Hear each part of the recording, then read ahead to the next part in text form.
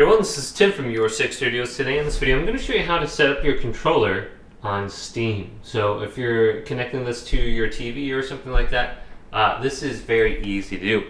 You want to launch Steam into the big picture mode, and you can do that in the top right side of the screen. Just go to big picture mode, and I'm actually using a Steam Deck. You can see my Steam Deck down here. So I play this on my big screen, and I'm going to set up my controller right now. I'm going to press the Steam button, and I should go to the Steam menu. Actually, it looks like I'm opening up my cursor by accident. But we can go on down to settings under here, and we can go to controller. And once we're under controller, we can see on the top we can press R1 to go over to our Steam Deck if we want to set up the controls on our Steam Deck, or we can pick our controller. So here's my DualSense PS5 controller.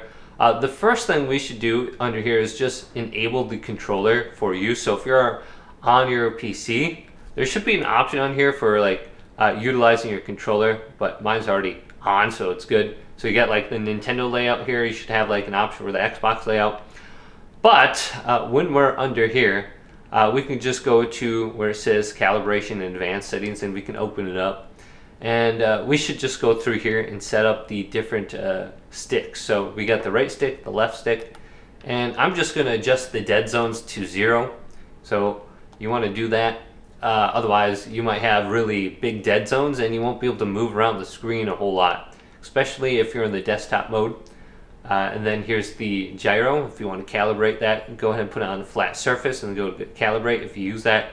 Game rumble, we could turn off game rumble right here. LED settings if we want to change the light on our controller.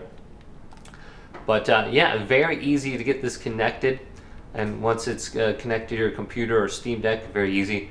So you can go up to Bluetooth right here, turn on Bluetooth, go to show all devices, put your controller into the Bluetooth pairing mode, and then you should be able to connect it just through Steam. But if you go to the PlayStation button and the sharing button right here and hold these down, it'll put it into the Bluetooth pairing mode on your PS5 controller at least, and the light will start blinking. Just go ahead and connect that.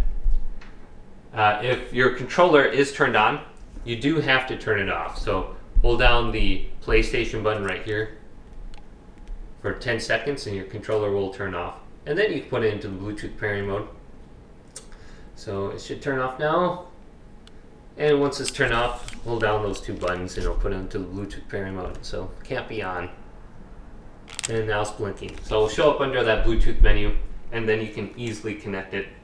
So mine should just connect now, since I already have it on here. Okay, let's go back. Now, how you want to set this up for non-Steam games is really easy. So, do I have Arc Raiders? I don't think I bought that. Well, I can just go to this, and it looks like I could install it for some reason. I wonder if my nephew bought this, and we're sharing. Okay, so maybe that's the reason. I'll have to ask him. So here's a non-Steam game, Modern Warfare 2.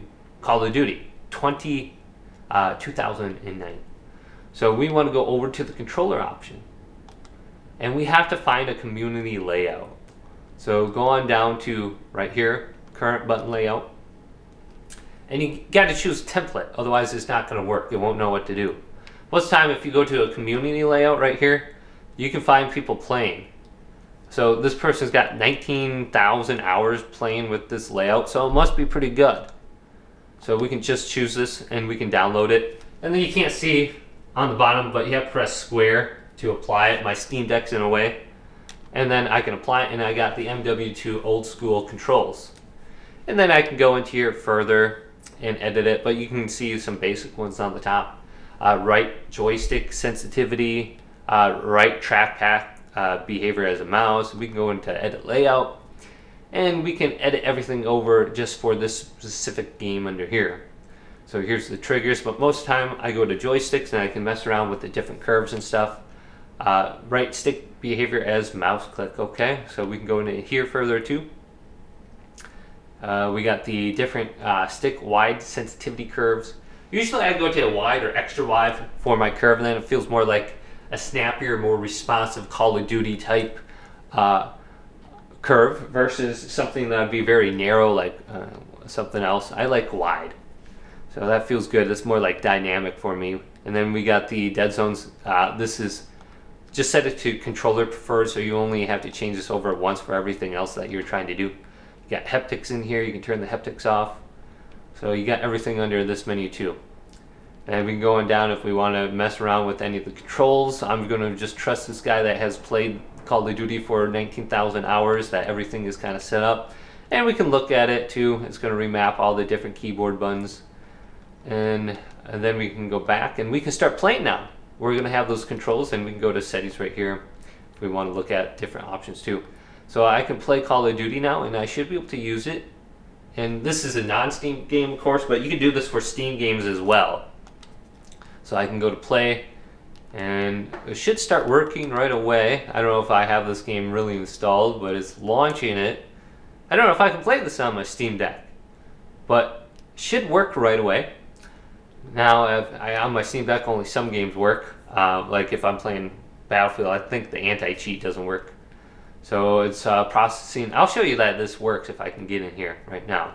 So I should be able to move around instantly. Here's Call of Duty. Oh, it's giving me this stupid error. And I can move with the right thumbstick. So you can see my right thumbstick. Since I set the dead zones really low, I can move very accurate. This okay, let's just go to no, I guess, and click it. And here's Call of Duty. Should open up. So I know it's already working. I got the mouse in there. So it looks like this is just mapped to a mouse. I can go to multiplayer now and try this out. And then in here, I don't know what happened. I think the game crashed. But hopefully this video did indeed help you guys out. If it did, leave it a big thumbs up and subscribe to my channel down below.